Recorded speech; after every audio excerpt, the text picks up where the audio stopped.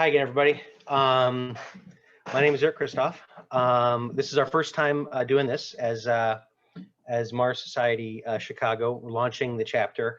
Hope you'll forgive us if we're a little rough around the edges working with the technology this time. We're super excited to do this. We're incredibly grateful that all of you have joined us, decided to spend some time with us tonight. And like you, we are very excited as well in a little bit for Dr. Zubrin to join us as well and kind of get the latest on all things Mars. First, I kind of want to just do a quick point of order. Kent, we okay to kind of get going? I'm going to do my part first, but everything's set with the presentation. Yeah. All right, excellent. Thank you. So again, thanks everybody. You know what? As we're going, it would be great if folks want to jump onto the chat and just kind of put something in there about kind of where you're dialing in from, and if you're part of another chapter or you know, anything else you're involved with that is space related. So again, we're super excited. My name is Eric Christoph again. My background is in IT, and I wish it was in space more. I wish you know, this is my way to be involved in kind of advancing all of our ambitions about space. I've also been involved with the New Space Chicago chapter, which we'll touch on a little bit in a second when we talk about other things in the Chicago area. And I'm joined by Kent Nebergau, who is our chapter secretary and treasurer. He's also on the steering committee for the Mars Society and has a deep experience also in technology and business analysis, and is founder of MacroInvent. And he's going to kind of give us a talk through kind of some Mars Society background and general bits, and also kind of Chicago and its role here related to this. And then our keynote tonight is Dr. Zubrin. We're all very excited about that, and he'll be joining us closer to the top of the hour. So if we could go to the next slide.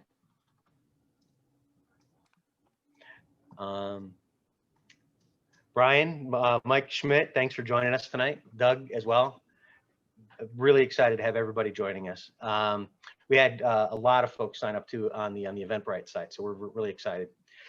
Okay, so what we wanted to kind of just do here is a little bit of setup about, you know, kind of why Mars Society, you know, why a chapter for Chicago, why Mars, why Chicago, and why us. And when I mean us, kind of all of us who are dialed in tonight, as well as folks elsewhere in the Mars Society more broadly, and kind of really kind of looking you know, really broadly, kind of why you know, any of us who aren't, you know, maybe professionals in the space industry, why get involved, and what do we have to get involved with. So of course, Dr. Zubrin is going to be talking a little bit. If we can go back just a little bit. Oh, okay. Yeah, I'm sorry. thanks. That's okay. Yeah. So that's okay. So so Dr. Zubrin is going to be talking about, you know, why Mars, why is exploring it important, why is settling it important, you know, in what ways is it important for society, for technology, for the you know, the advancement even of our economy, and what are some of the things that we need to do to get there, which of course the list is long and daunting. And then Kent is going to be talking with us about, you know, why Chicago, and then a little bit more background as well in terms of, you know, kind of what is kind of an overview of what is the Mars Society, and some of its history and some of the things that it's involved with. But you know, really is kind of why Chicago and the Chicagoland more broadly, in the Midwest here in the U.S. And then, but what I'd like to talk on is, you know, why us? You know, why, and I don't just mean like, you know, Mike and Kent and me, and I want to give a shout out as well. I forgot this. I must apologize. I want to give a shout out to Victoria Brinson and Sasha Warren, who are also founders of the Chicago chapter and have been awesome in helping us get this going. So why us, but like why all of us? Why all almost 20 of us on the phone or on the Zoom link right now, and the other people that signed up and expressed interest for future meetings. Why should we and how can we kind of get involved and think about ways to kind of contribute to this exploration and settlement of Mars? Next slide, please. And there's a couple basics, right? I mean, first off, we're here tonight on a Thursday night, dialed in for for an hour and a half or so. So we're all really interested in this for each for our own reasons. So that's that's great. We check a box there. But there's also a lot of other stuff happening, kind of broadly. Think of it as like space stuff in the Chicago community. Think of it in terms of advocacy. The National Space Society has a chapter, and National Space Society looks to advance the cause of space settlement more broadly, and the Chicago Society for Space Studies is their chapter here in Chicago. There's the Adler Planetarium, the Museum of Science and Industry have very well, highly regarded and active exhibits, and even conduct local science and research related to space. New Space Chicago, which I mentioned a little bit ago, that's a kind of a meetup group local here, where folks that are investors and entrepreneurs that are trying to start space related companies get together, compare notes, try to help each other out. And we've got academic and research activity happening. We've got folks, geologists that are working on the water on Mars. We've got others working on advanced solar cell technology.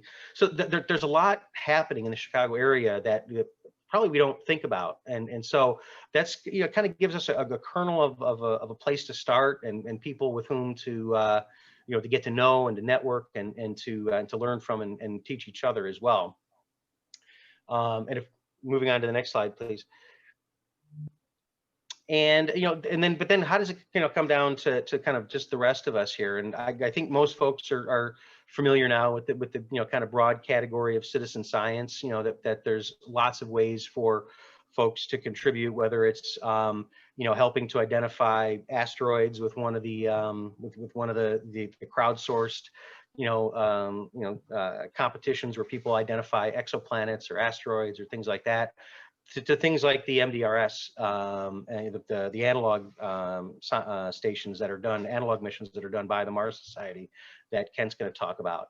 And then finally, the example I wanted to highlight, and if you haven't gotten your copy, it's that's the screenshot of the book that was just published a week or two ago.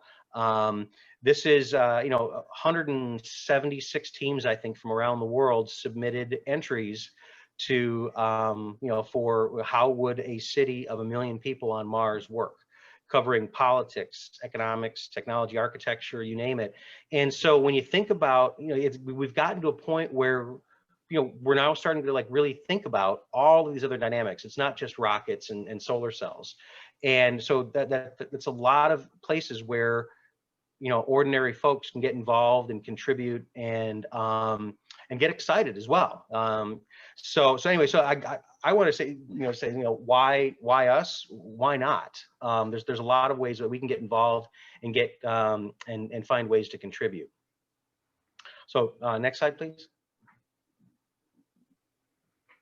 And so what I want to do is I'll put this link into the chat window as well. So I'm just giving a little plug to give us if we don't already have your email in Eventbrite, we will do a follow-up there. But if we don't already have it, go ahead and click that link that I'm going to put in the chat window, and let us know that you're out there, that you're interested, and we'll help we'll pull you in and for the next meeting.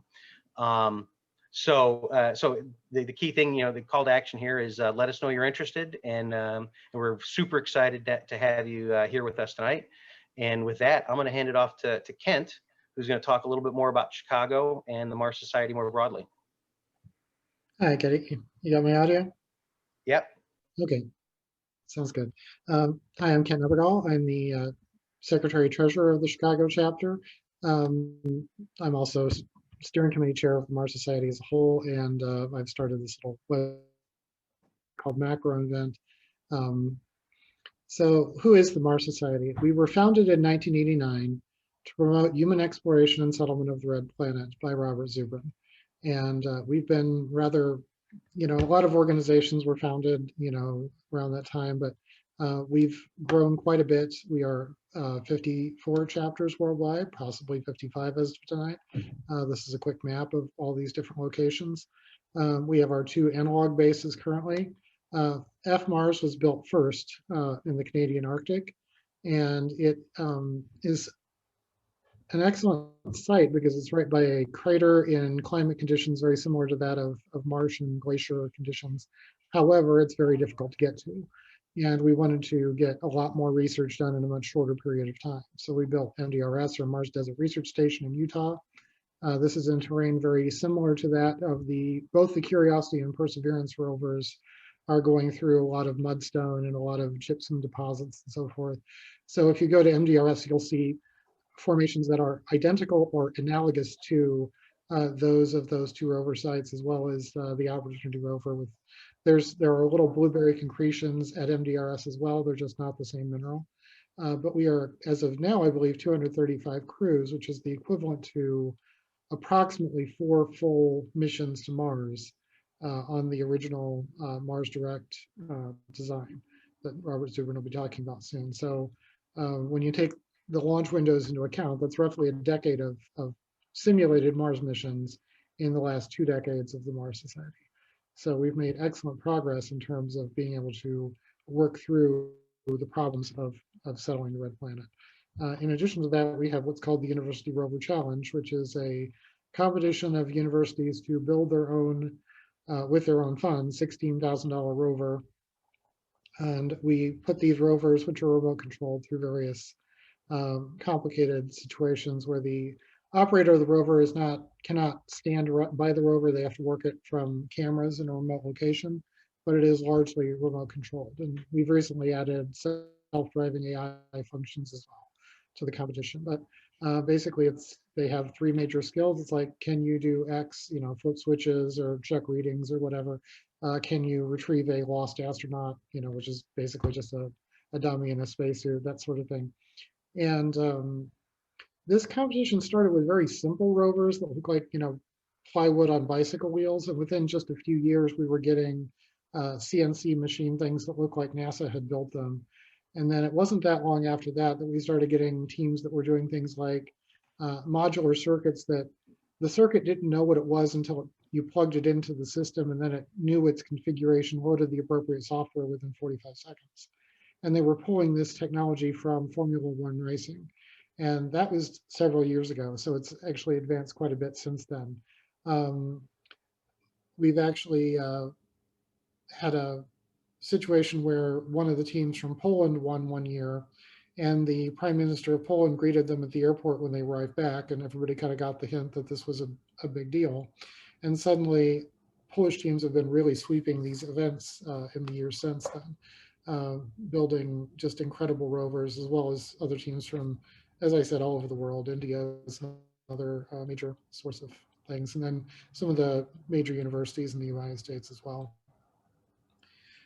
So we're not just Chicago. I'm not in Chicago. I'm in Grays Lake, but we don't have a chapter in Wisconsin, so we are perfectly happy to work with Wisconsin, anywhere in Illinois. I noticed one of you is from Indiana. There actually is a chapter there, but I'm not sure how active it is, but you're welcome to be here. We're just basically going to the tri-state area. And since we're not near a major space center or near an analog site like MDRS, we are not really in a position where we can just go on a field trip to watch a launch or go out and help out at the station to do maintenance or whatever. So, and we're not in a space-specific technology hub. but we'd like to be. New Space Chicago has been doing a wonderful job of work with startup work in the area. We have an excellent student base. We have a lot. We're doing a fair amount with robotics. Basically, as Eric was talking about earlier, we have our museum system, and then we have a pent-up demand to be part of the next technology revolution, because we've been kind of hitting around the edges of most of them for the last 80 years. We are very good at science with Fermilab and a lot of the university works, but you don't really think of Chicago as a tech hub, and it would be good to change that in the future. And we have a heritage here. This is the Antarctic snow cruiser. This was sent in 1938 to Antarctica. The goal was to drive all the way across Antarctica and basically have the entire area surveyed. It actually was going to carry a Staggerwing Beach aircraft on its back and do flight surveys out of it. It actually had some issues with getting traction with those wheels, and so it didn't actually go very far, but it was a major expedition that, because it did not do its original objectives, nobody's really heard of it, but it was built in Chicago. So it wouldn't be, if we went and built a Mars rover, it wouldn't be the first time, let's just put it that way. We've done some amazing work historically, and it would be good to make some history again going forward. So what I'd like to do, my original proposal, and the other guys have generously said that it's a good idea from their perspective as well, is instead of just doing a topical lecture every month, like a lot of organizations, or doing everything around project work, we'd like to be a hybrid structure, at least for the moment.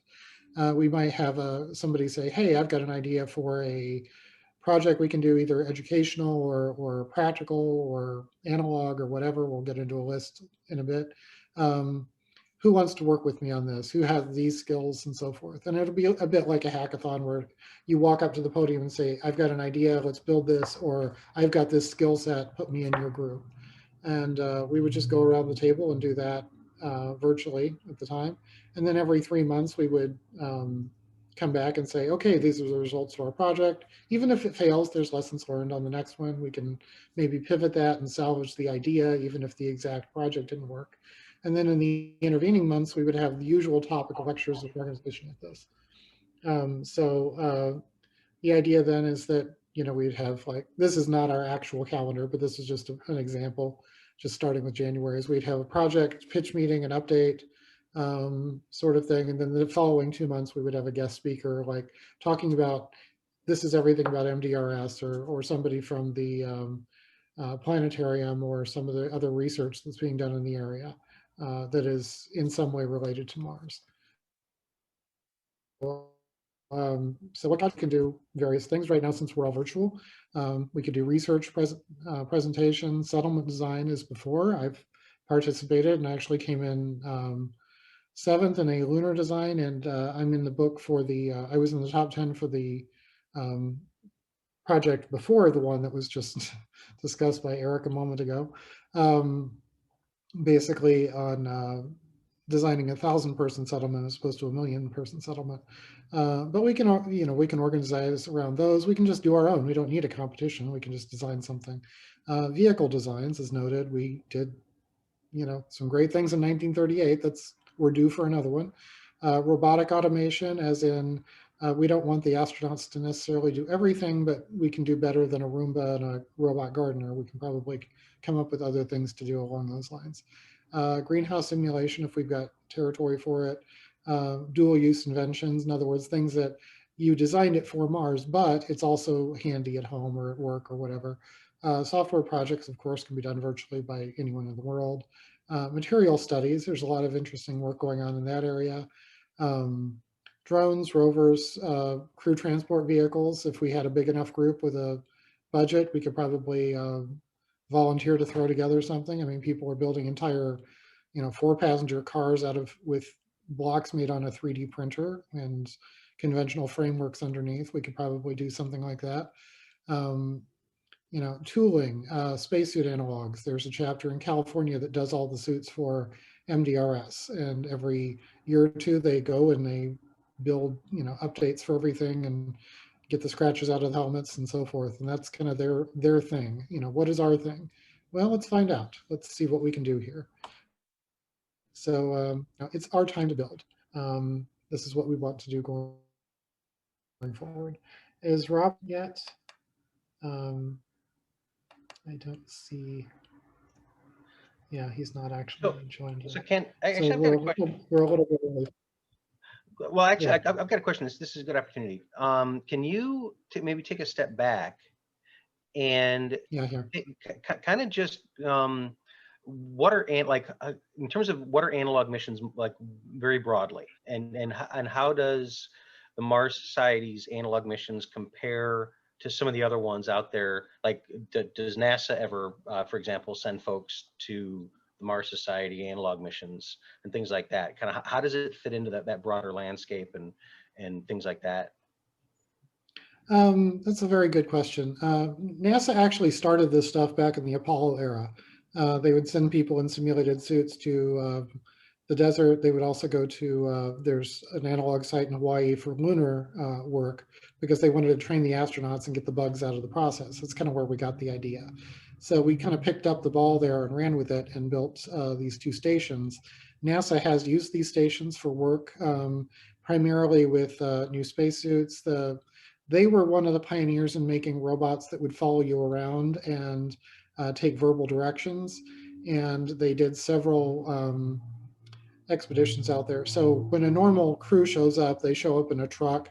When NASA showed up, they showed up in like 3 semi worth of equipment and would blanket the entire valley with their own radio systems and satellites and so forth. So they could be walking around in their analog suits and say, email, such and such a scientist at NASA a picture of what I'm looking at through my camera, and it would just do it. I mean, they were getting that deep into it at that point. And at the time, it was like, they're NASA. Of course, they're going to do that. Technology is advanced enough now that if you wanted to go and build the exact same system for pennies on the dollar compared to what they did, that would actually be feasible with current technology. Um, so, going forward there. Other groups, particularly universities, have built their own systems. Some smaller nations have sort of done it as prestige projects. In the Middle East, they have excellent analog terrain. So there's at least 2 situations there that are being used. Typically, Europe uses, they occasionally use Iceland, but usually they use the North African desert for analog studies and so forth. So there's actually a lot of analogs out there now. We didn't start it, NASA did, but we did pick up the idea of doing it as civilian science. And it's been picked up by, I think, 5 or 6 different organizations now. So are we all good on that? Appreciate it. Actually, that's really good background because I think that's, at least for, I know for me, it was kind of an interesting concept, and the first time I had heard about it. When you and Robert or Dr. Zubrin should be joining us in a couple of minutes. So I only have to tap dance for, I think, three or four more minutes if folks will. Yeah, we'll throw this plate up when he goes out. But so actually a question, because Kent, how many missions have you been on? Was it 1 or 2? I forget. I went on Crew 32, ironically, because I won a competition to design an essentially Starship, as it was conceived at the time. It was the Earth return vehicle from Mars Direct. And Okay. that's a story in itself for another week. So I was the astronomer for that crew and also an engineer. And then in about 10 years later, I came back and was commander of a crew called Euro Moon Mars A. And that was a rather interesting expedition. It looks like Robert's with us, so I think I will stop presenting and end my slideshow here. Just a moment. Hi, Dr. Zubrin. Thanks so much for joining. Hello. Really appreciate it. I won't take up too much more time. Robert, we haven't met. My name is Eric Christoph, and I'm super excited to be part of helping to kick off a Chicago chapter here in here in the Midwest. And for everybody else, Dr. Zubrin is the founder and president of the Mars Society. He's heavily published, extensively published, I should say, both in terms of academic papers, numerous books on it. This is the first one that I read right there. I've got The Case for Mars, well thumbed. They're great background pieces folks should read. It was a key part of Lockheed Martin's scenario development team, driving new strategies for space exploration more broadly. And I would say, with all sincerity, one of the most important and prominent drivers for the exploration and pursuit of Mars. So, Robert, thank you so much for joining us tonight, and I'm going to hand the microphone over to you. All right, thank you very much. Can you hear me? Yes, sir. Okay, so we are in the middle of a revolution in space flight, and I think everyone in this audience knows what happened yesterday. The Starship made its first successful landing, the complete flight, albeit only up to 12 kilometers altitude, but it's a major step. But you know, in the past week, okay, SpaceX launched 2 Falcons, deployed 120 satellites, launched a crew to the space station, landed a crew from the space station, and did the Starship flight as well, which is just incredible. Okay, now, and what's going on more broadly is incredible. I mean, we have an entrepreneurial revolution in spaceflight. SpaceX has been spearheading it, but it's not limited to SpaceX by any stretch. You know, in addition to cutting the cost of space launch by a factor of 5 over the past 10 years, when it had been absolutely flat with no decrease from 1970 to 2010, and introducing a number of very useful space systems, SpaceX has proven a point, which is that it's possible for a well-led entrepreneurial team to do things that were previously thought that only the governments of major powers could do. And not only that, do them in 1/3 the time, at 1/10 the cost or less, and even do things that they had deemed entirely impossible altogether, such as reusable launch vehicles that can land back at the launch site instead of just crashing into the ocean somewhere. And so, you know, they have emulators, none as successful as them, but they're coming on. In addition to, of course, there's the Blue Origin, there's Rocket Lab. There's at least 5 Chinese companies that I'm aware of that actually have funding, who are trying to create reusable launch vehicles. And if you look at their designs, they're not that different from the Falcon 9. And they will succeed in doing that, because the key secret of any technology is that it's possible.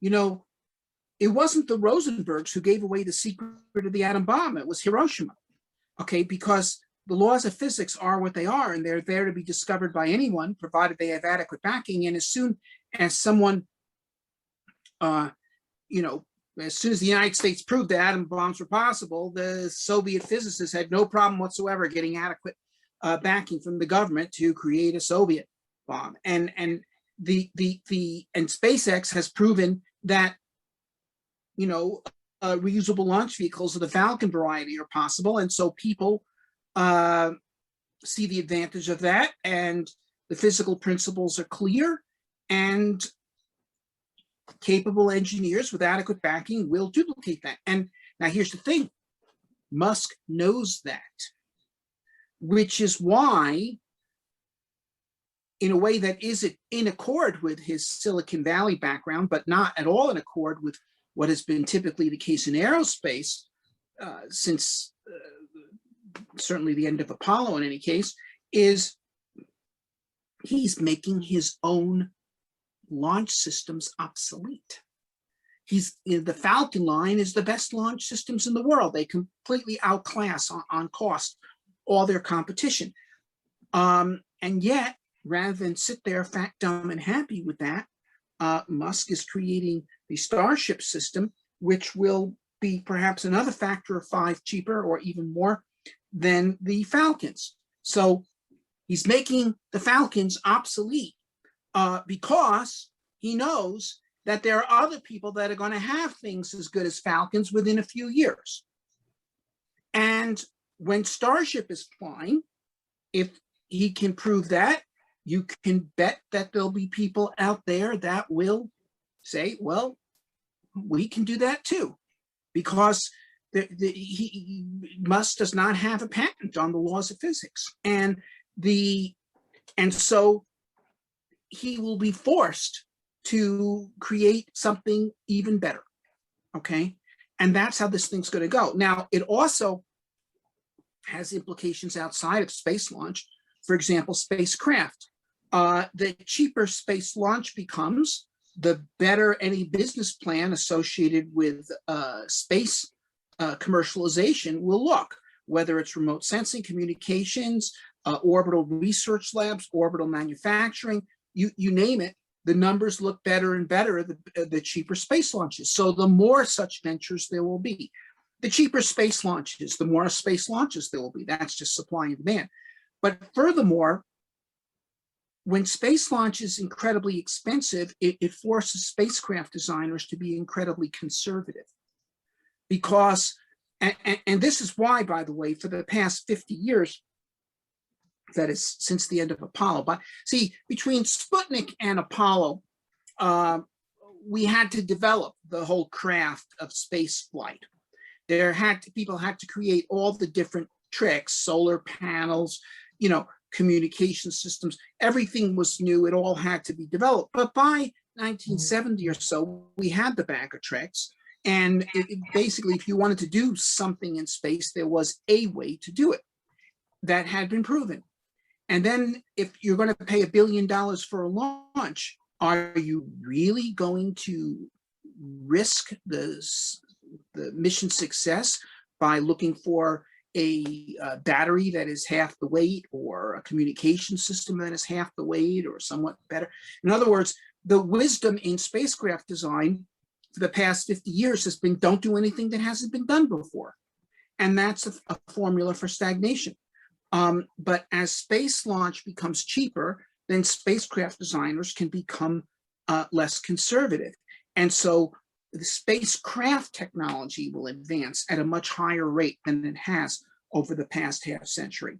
And then the more capable the spacecrafts become, once again, the business plans look better. Okay, and therefore the more space activity. And the more space activity, the more launches, the cheaper the launches are, because of numbers, mass production. This is how this thing is going. So we got this thing loose. Now, something else has happened. It happened in April, and I think most people in this audience heard about it, but NASA did an incredible thing. Okay, they made the right decision in the human landing system competition. And believe me, it was a shocker. I certainly didn't expect it, and I don't think any informed observer of the space industry expected NASA's decision. I mean, there may have been some, Elon Musk fans out there that thought it would happen because they love SpaceX, but certainly in terms of what we had, if you were informed, had a right to expect, it wasn't going to be SpaceX. Of the 3 awards that there was, they were the smallest. That is on the round one. They were a quarter the size of the award to the national team, led by Blue Origin, including Lockheed Martin and Northrop Grumman and Draper Labs, and so forth. And even half the size of the Dynetics Award, which, was not even really a credible team, in the sense that it wasn't a company that ever launched anything. Blue Origin's never launched anything, but Lockheed Martin certainly has. And they so that was a serious competition. And there you have it. Now, what does this mean? The SpaceX proposal, all the proposals actually, involve considerable technical risk. But the spacecraft, but the national team certainly involved no political risk. If they had awarded it to the national team, everybody would have said, well, of course they're going to award it to the national team, and Congress would have been happy. And here they awarded to SpaceX instead. And the national team had proposed this 3-stage, fully expendable small lunar lander, which was something taken right off of NASA's own briefing charts on their Artemis lunar architecture. SpaceX proposed something entirely orthogonal. They both involved, as I say, technical risk. The SpaceX proposal also involved political risk, but it offered much higher capability. But also, it's based on an entirely different concept of operations, which is, instead of infrequent launches of expensive, expendable vehicles, one of a kind, more or less, we're talking about frequent launches of reusable vehicles and an extremely active launch program. You know, I visited Elon Musk in Boca Chica in February 2020, and you know, they were just hiring up. Outside the building there was this long line of people, a lot of Mexican Americans, so to entertain them, they had a mariachi band there. While they're lining up to get jobs, there were several hundred people. Musk said that by a year, say about now, there'd be several thousand there. And he projected that they would be turning out Starship prototypes at one a month within a year, which has come true. But not only that, you know, a year later, that it'd be doing one a week. And that's what they're doing. You know, they're not developing a ship in Boca Chica, they're developing a shipyard. And the concept is to have dozens of operational Starships and to be able to turn them around. Well, you know, Musk, of course, is very optimistic. He said, well, turn them around inside of a day. Well, let's say they can only turn them around inside of a month. And you've got 20 of them. If you've got 20 Starships and they're each being turned around once a month, that's 240 launches in a year. 20 times 12, 240. The best the shuttle program ever did was 8. Its average was 4. Okay, the shuttle program built 5 shuttles over 30 years. Musk is already turning out Starship prototypes at a rate of 12 per year. You know, and then here's the other thing.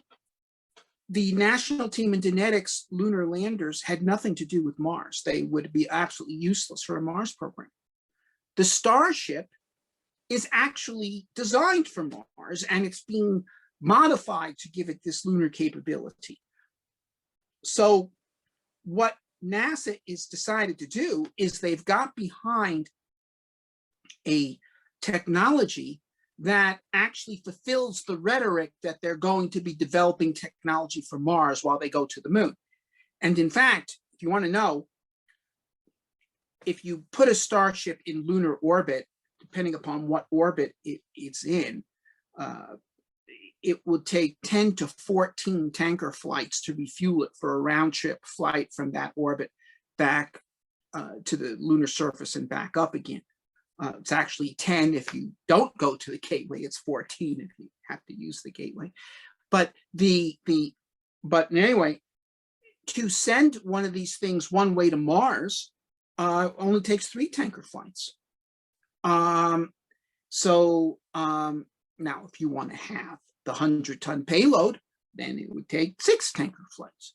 But either way, it's actually easier to send one of these things one way to Mars than it is to operate it as a shuttle between lunar orbit and the lunar surface. Now, also the choice does something else. Okay. If you are operating it between the lunar surface and lunar orbit with propellant from Earth, then it takes 10 to 14 launches, tanker launches. If you can make lunar oxygen, because the Starship runs on methane and oxygen, and 75% of that propellant combination by weight is oxygen. And oxygen can be made on the moon either from water, which is only available at the poles, or from iron oxide, which is available all over the place. Then the number of tanker flights turns into more like 3 or 4.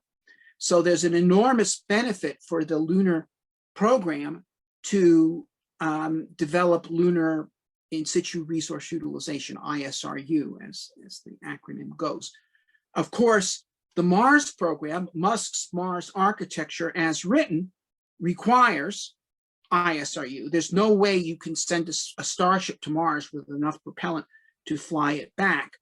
But on Mars, there is water, ice, there is carbon dioxide, and they can readily be made into methane and oxygen propellant. And that's one of the reasons why the Starship uses methane and oxygen propellant. This is the combination that I've championed since 1990, when I put forth the Mars Direct plan. Direct to the Martian surface, direct return using locally produced propellant.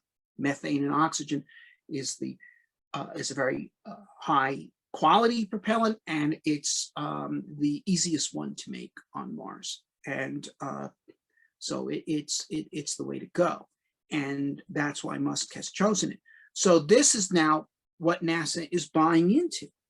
NASA is buying into this. Now, of course, as people also may have heard, the losers in the competition have protested the award, but they don't have a leg to stand on.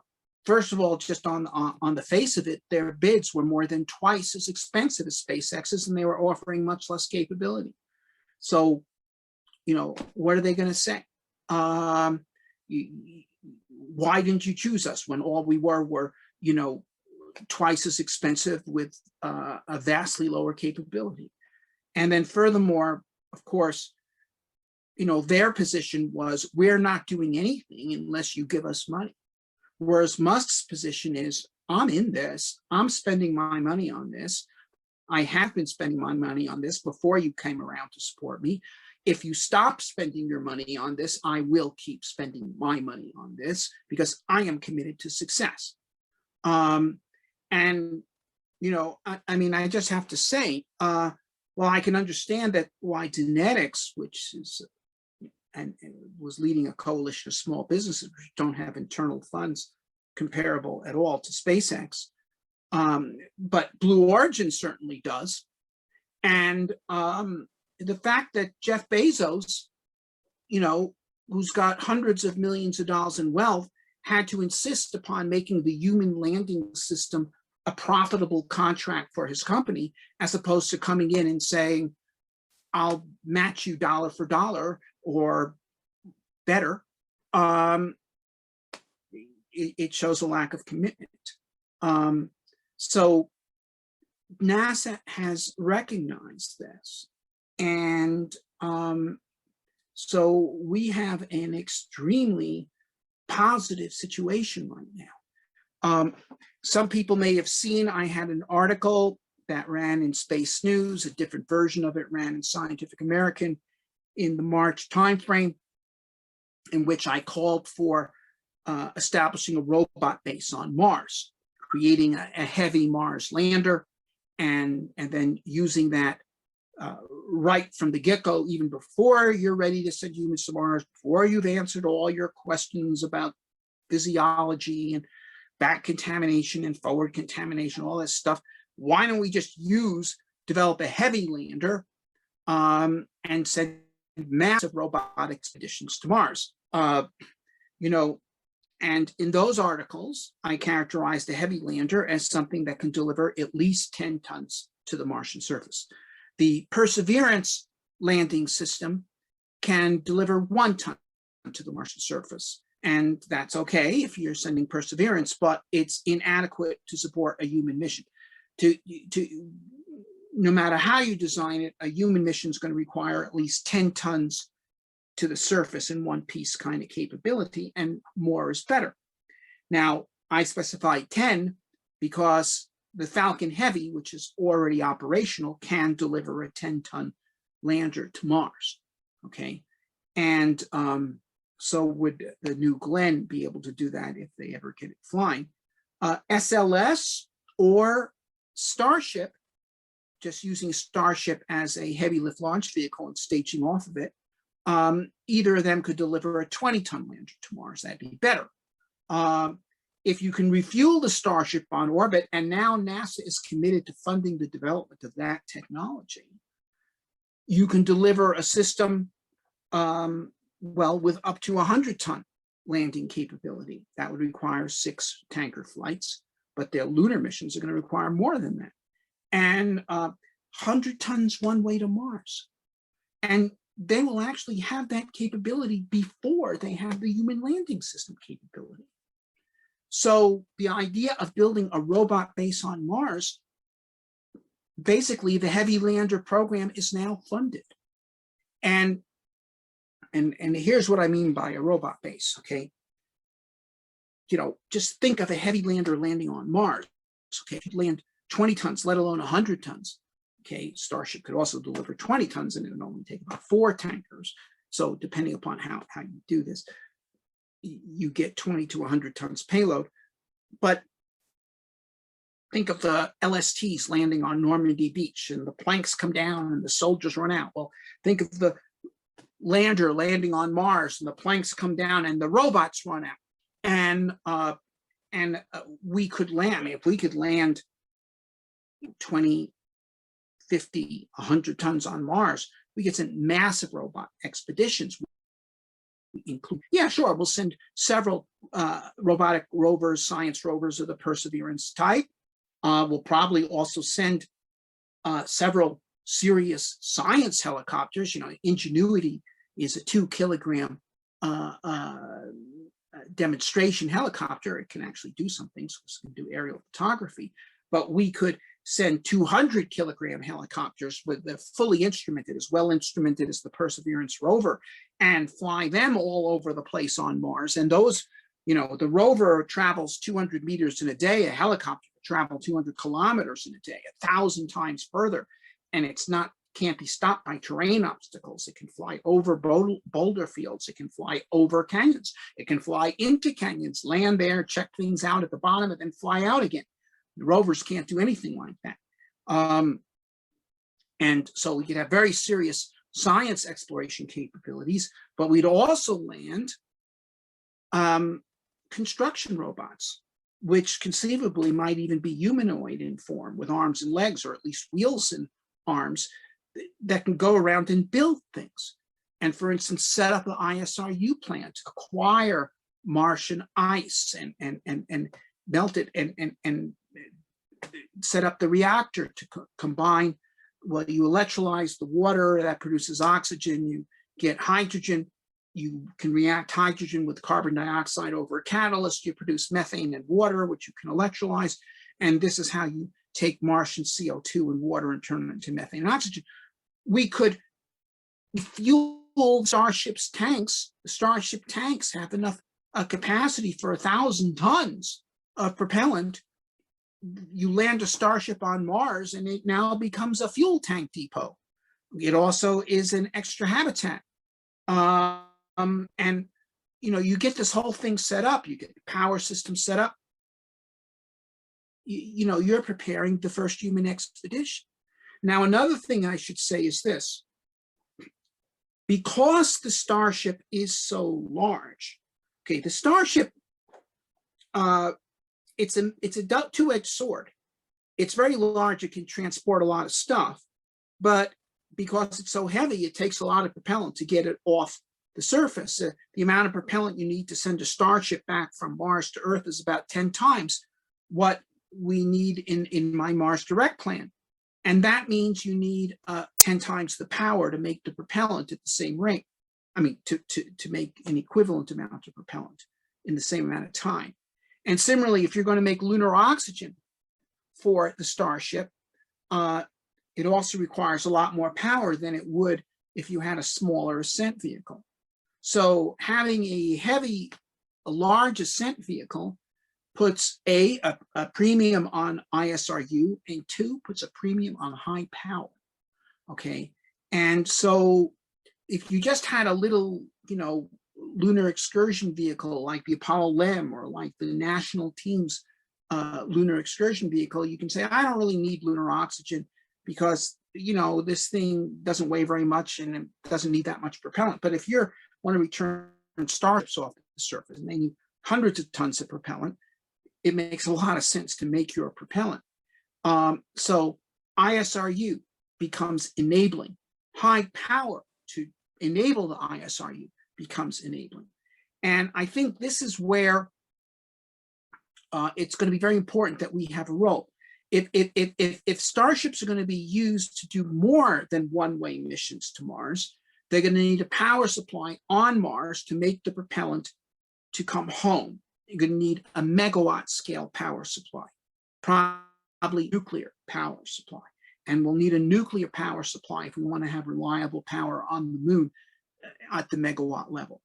And developing a space nuclear power system, it'd be something very difficult for a private company to do, because the materials are highly controlled, highly enriched uranium-235. So really, this is a job for the government. So what we're going to need here is a public-private partnership where we say, look, Musk is doing the hardest part. He's developing the transportation system, but there's a whole bunch of other stuff that's needed to actually do a human Mars mission. There's Mars spacesuits, there's the ISRU technology, there's the space nuclear reactor, there's surface vehicles. How about full-size human-carrying helicopters? There's no reason why we can't have helicopters capable of flying people around Mars, and think how much more capable they would be as explorers if they could fly instead of having to walk or drive. And these technologies could be developed by NASA. We meet them halfway. And I think that what we just saw with NASA selecting SpaceX, in other words, a cynic would say, why should NASA support SpaceX? SpaceX is going to develop its launch vehicle whether NASA supports them or not. It's true. But NASA said, no, okay. This guy is showing that he's in this to do it. He's not just, chiseling us for money to make some money off the taxpayers. He wants to get people to Mars. He is got his own skin in the game. Let's join with him. That's really what this award said. And so having NASA then join with him on the other technologies that are needed to make humans to Mars a reality is something that I think they'd be open for. And then, as the Starship advances and becomes more convincing, okay, and that's going to happen because, you see, there's another fact about the Starship landing safely. It means they can fly it again next week.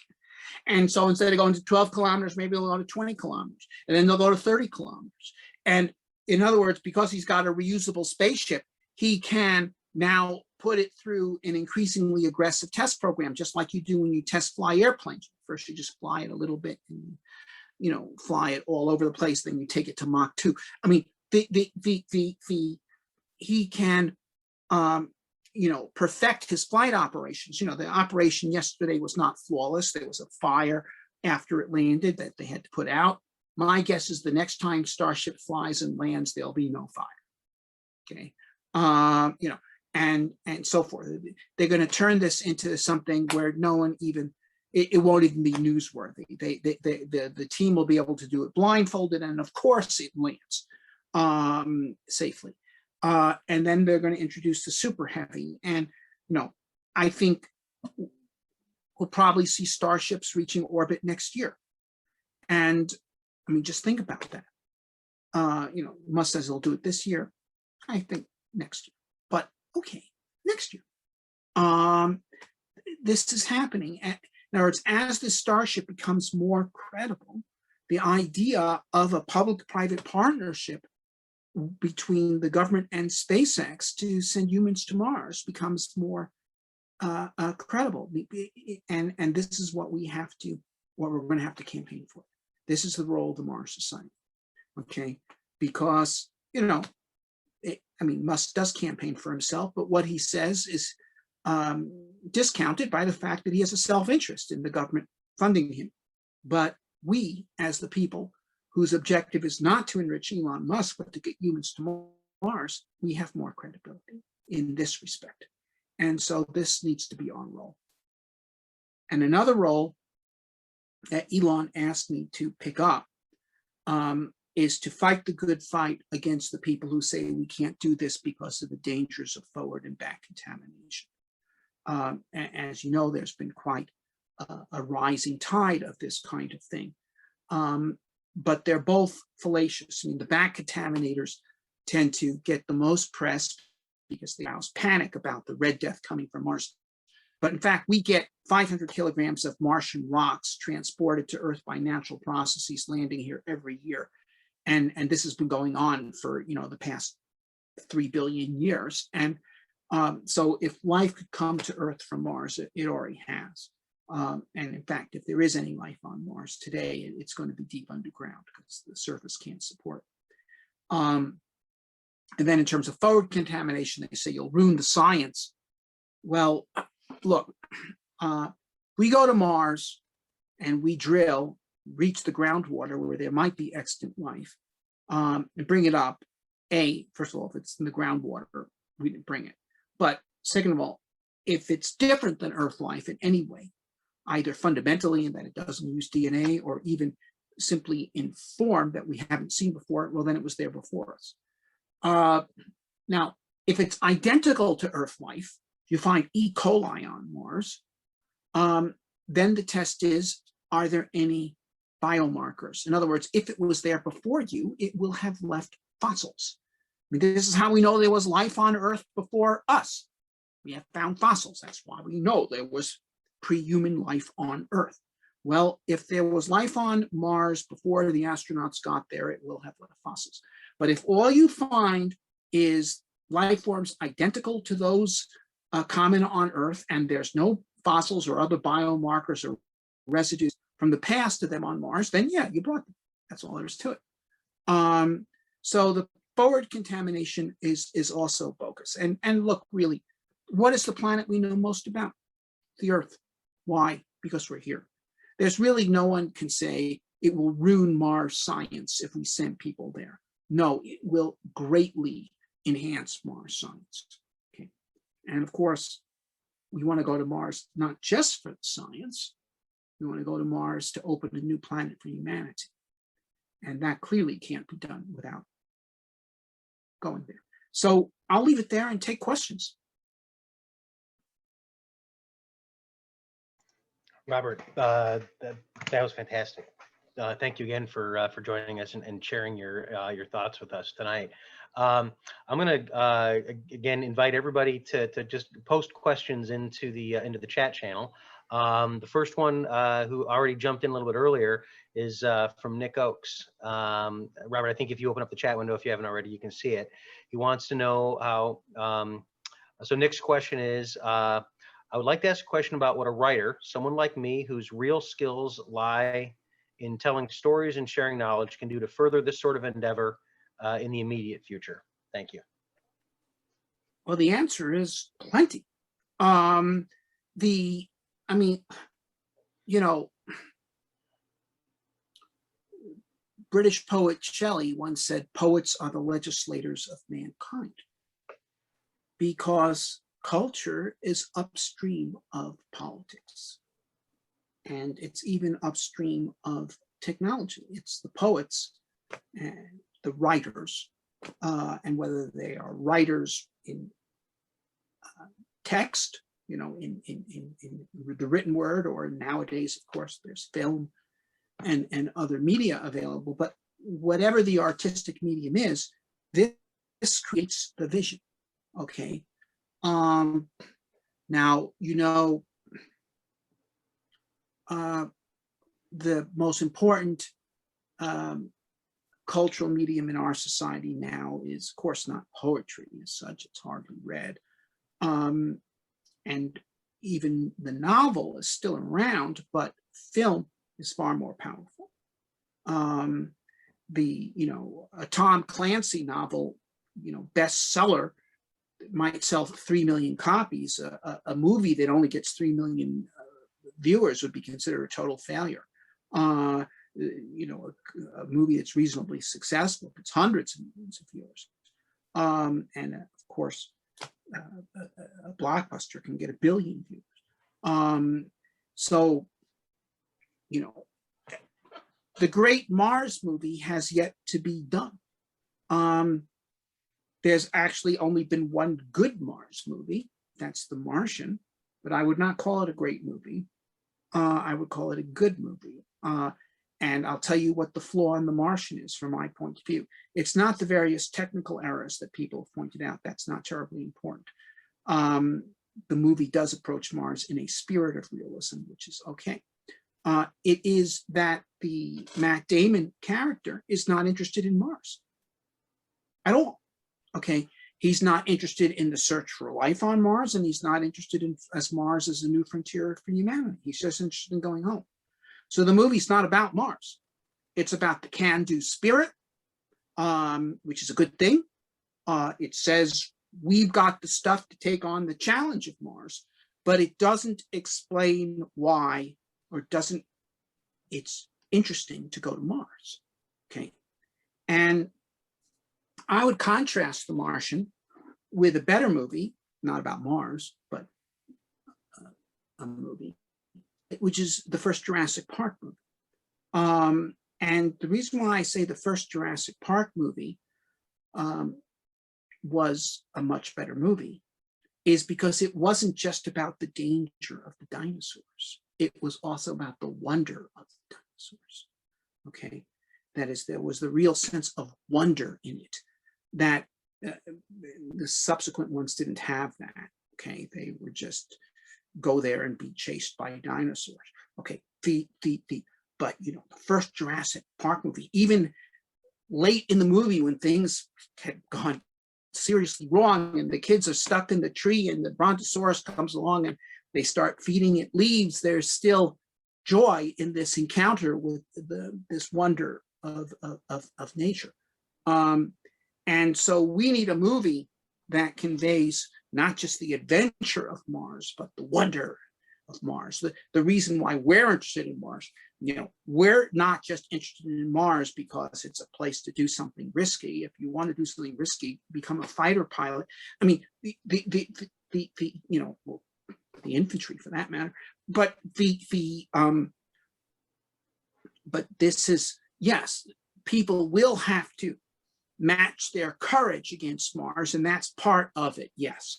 Okay, there will be a need for heroes, and that is something that moves the human soul.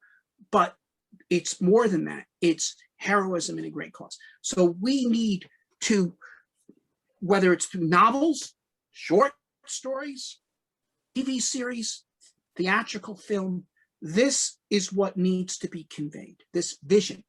So what you can do as a writer is spread the vision. That is terrific. Wow. Thank you for that. I'm going to a couple other questions here from Doug Zartman. Is anyone doing research on how a society living permanently in space will differ from how we live now?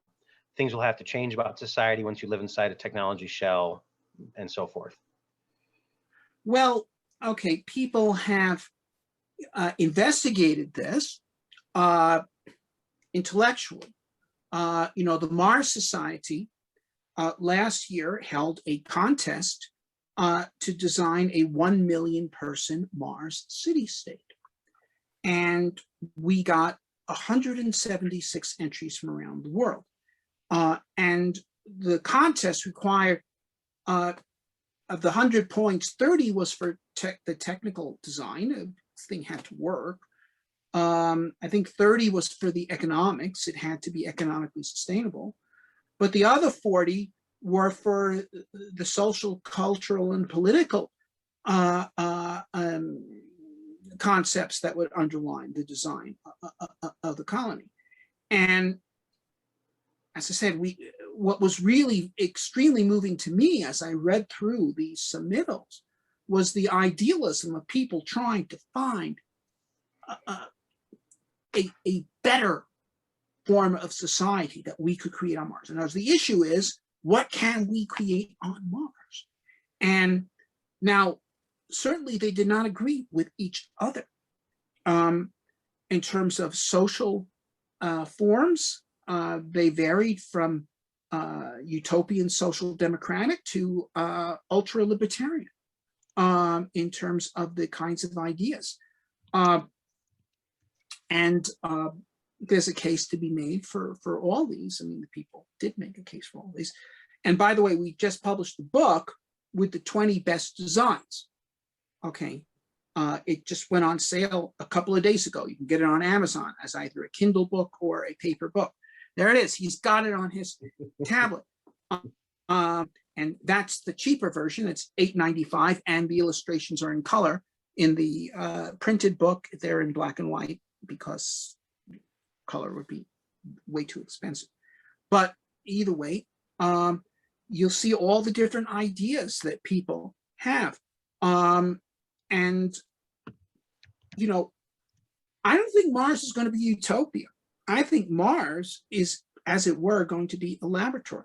You know, the founders of America called this a noble experiment because they took the newest ideas, which were the ideas of 18th century liberalism, okay, and which could not be implemented in Europe because there were already ruling institutions there that, you know, had their own way of doing things, monarchies and so forth.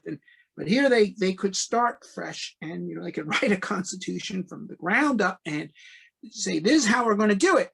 And it was an experiment in democracy, in limited government, in fundamental rights. I mean, you know, people, certainly these ideas were not original with them. There were intellectuals in Europe who had them first, but they were viewed as pleasantly insane.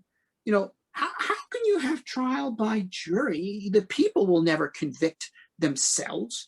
How can you have people be free to choose their own religion? If people have different religions, it's going to be chaos. Or freedom of press. I mean, give me a break. And a right to be free from searches. They'll hide things. You won't be able to tax them. They'll put the grain in the basement. Okay. So, but they said, we're going to try this.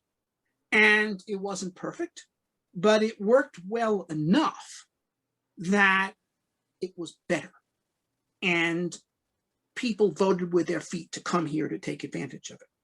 And it didn't work for everybody, but it worked for enough people, well enough, that people voted with their feet to come here. Now, this same is going to be true on Mars.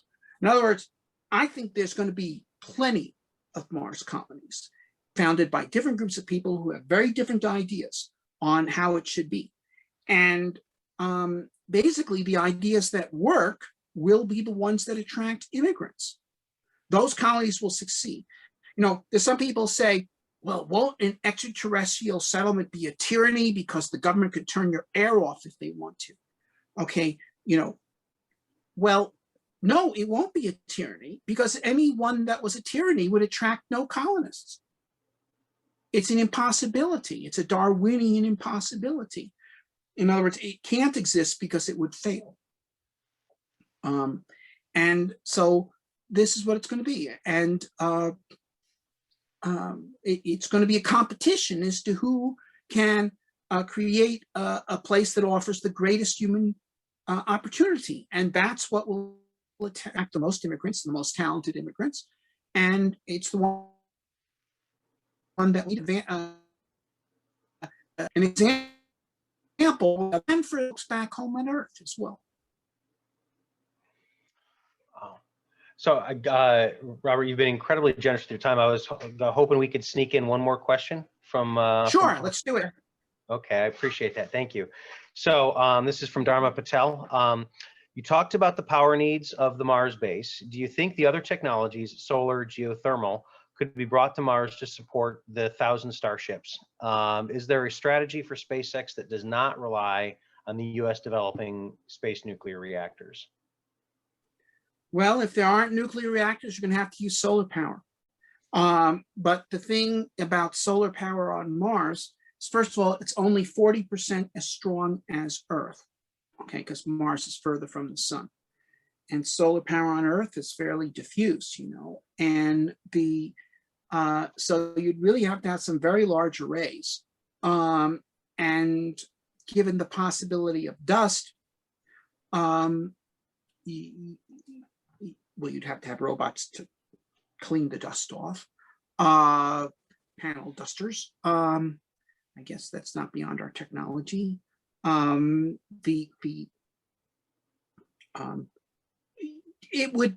It's possible. It's just not desirable. You want to have now here's the thing though, if we did do the robot base on Mars well in advance of the crew, they could set up a very large solar array. And even if the power was unreliable, with enough time, it would be able to make the propellant. And if we could stash the propellant up in advance of the crew, in other words, you're not depending upon making the propellant while the crew is there. If you have the propellant all made before the crew ever leaves Earth, then it doesn't matter whether it took you 1 year, 3 years, or 5 years to make that propellant. But so yes, the answer is yes, and it is solar power. I mean, I think ultimately it is possible to produce geothermal power on Mars, but it'll probably take humans on Mars to do that, because that's a lot more complicated than setting up a solar array, which could be done by robots. I think ultimately Martian civilization will probably develop fusion power, because you know, there's some people interested in fusion power on Earth, but there's no sense of urgency, because on Earth, if you want energy, you can burn natural gas or coal, or there's waterfalls, there's wind, there's solar. There's a extensive industry that can do the processing required to make the fuels for nuclear fission. But none of that exists on Mars, or in the case of solar power, it exists, but in a rather inferior form.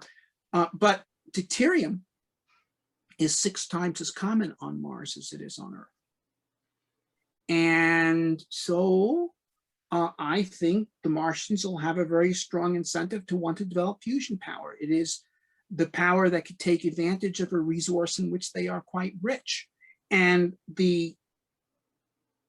if they do, well, developing fusion power for themselves, it will also become available for Earth as well. Interesting. So an export product. Yeah, and one other thing, a fusion rocket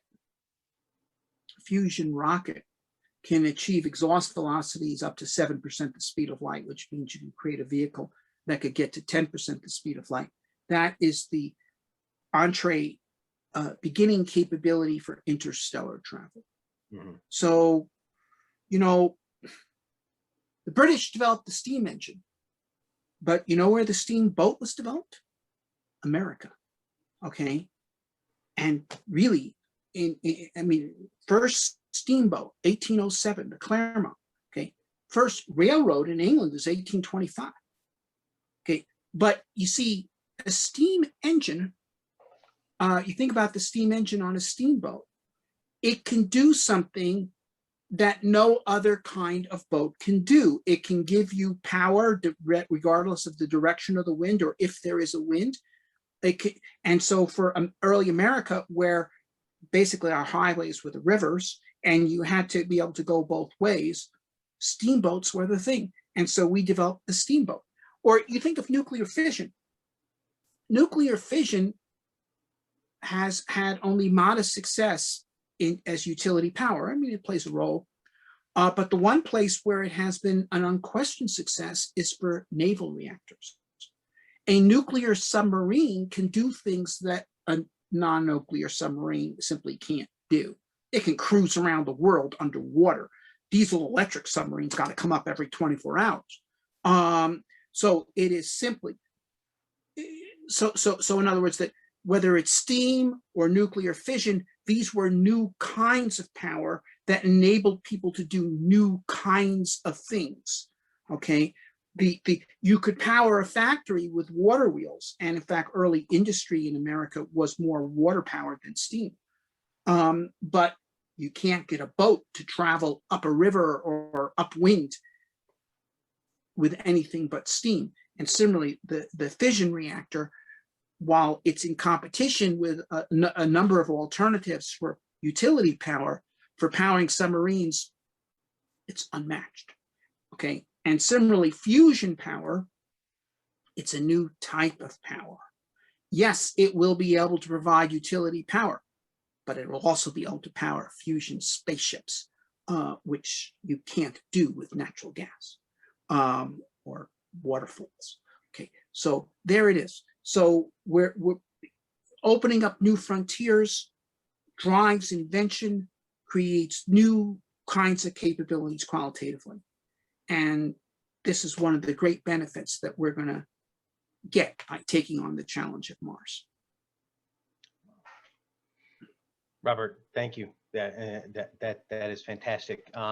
Thank you so much. I just wanted to kind of summarize for all of us kind of two of the takeaways you had in terms of our role as part of the Mars Society to campaign for public-private partnerships and to help push back against, these are my notes, but basically fear-mongering of the risks. And I think that that's a great set of actions for all of us to take up in our own way. Yeah, Musk is going to do what he's going to do. NASA is our space program. It's the people's space program. We pay for it. We want to get it to come together with what Musk is doing and get us to Mars. Fantastic. Thank you again so much. Right. You've been incredibly generous with your time. Thank you, and we hope that this. My pleasure. And if anyone doesn't know it, I've got a couple of books. There's the case for Mars. There's the case for space. Okay, and then of course there's the Mars City-State book that just came out. Okay. Thank you again, Robert. All right. Thank you. Okay. Bye. Bye. And so, wow, that was terrific. I hope everybody else enjoyed that as much as I did. We're gonna, I think, wrap up. Just a couple of notes here. First, I'm gonna put back out the SurveyMonkey link. It's literally only 3 questions. Just where are you from, your email address, and would you like to volunteer for anything? So please check that out. We'll also follow it up via Eventbrite. Well, we haven't yet started planning our June event or whatever our next one is, probably in June. Keep an eye open in your inboxes and on Eventbrite. I don't know, Kent or Mike, do you guys have any other kind of final thoughts for the group? Not from here. I think you've pretty well covered it, and I think it was a wonderful talk by Robert. Maybe we can get that up on YouTube, either at the main channel or use our own channel and then just link it to the main. But we haven't heard a good update from Robert on verbally on a lot of this stuff recently, so that was kind of key. So. Okay. All right. Well, thank you everyone who joined us. I'm very excited about how this went and very grateful for everybody who joined in and helped participate. Thank you everyone, and we'll sign off for tonight.